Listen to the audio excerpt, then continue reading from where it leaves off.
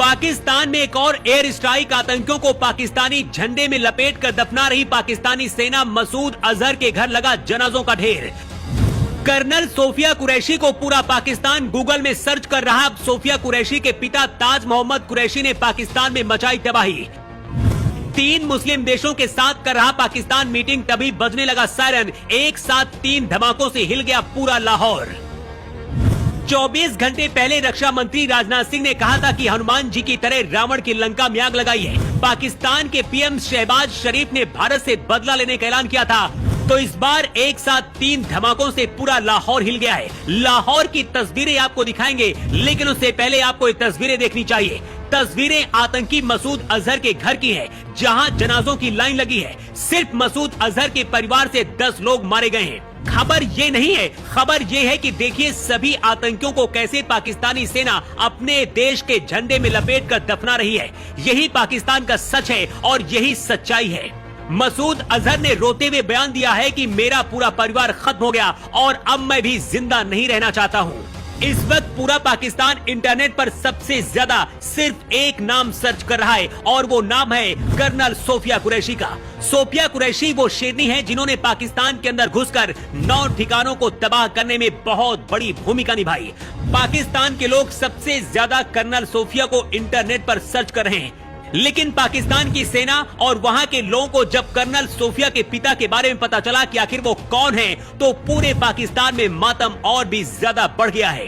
क्योंकि colonel Sophia के पिता ताज मोहम्मद कुरैशी वही हैं जिन्होंने 1971 की जंग में पाकिस्तान के अंदर घुसकर लंका दहन किया था, जिसके जख्म आज तक पाकिस्तान नहीं भूला है। कर्नल सोफिया कुरैशी के पिता ताज मोहम्मद ने भारत की मोदी सरकार से अपील की है कि मुझे भी मौका दिया जाए सेना में शामिल होकर सेवाएं देने का, और मैं फिर से पाकिस्तान में लंका दहन करना चाहता हूं। मतलब कर्नल सोफिया में वही खून दौड़ रहा है जिसने 1971 में पाकिस्तान को धुआं बनाया था। कर्नल सोफिया कुरैशी के पिता ने कहा कि अब पाकिस्तान दुनिया में रहने लायक नहीं बचा है और उसे पूरी तरह से खत्म कर देना चाहिए। भारत के अंदर पत्थर फेंकने वाले मुसलमानों को आज सोफिया और उनके पिता की देशभक्ति को देखना चाहिए, क्योंकि भारत जैसा देश शायद दुनिया में कहीं नहीं मिलेगा। भारतीय सेना के स्ट्राइक के 24 घंटे के अंदर ही पाकिस्तान के लाहौर में एक और स्ट्राइक हो गई है।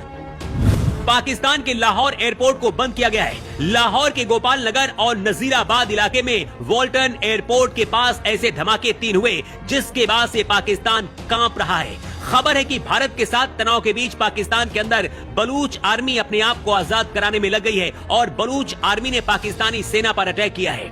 भारत के ऑपरेशन सिंदूर के बाद पाकिस्तान ने फिर से भारत के पुंछ इलाके में आतंकी गतिविधियों को अंजाम दिया है, जिसके बाद पीएम मोदी ने एक और इमरजेंसी मीटिंग बुलाई है और इस मीटिंग में मोदी ने सभी विपक्षी दलों को एक होने के लिए कहा है। इसके साथ ही अगले कदम पर चर्चा हुई है। दावा किया जा रहा है कि अगले 12 घंटे के अंदर एक और एयर स्ट्राइक पाकिस्तान के अंदर भारतीय सेना करेगी।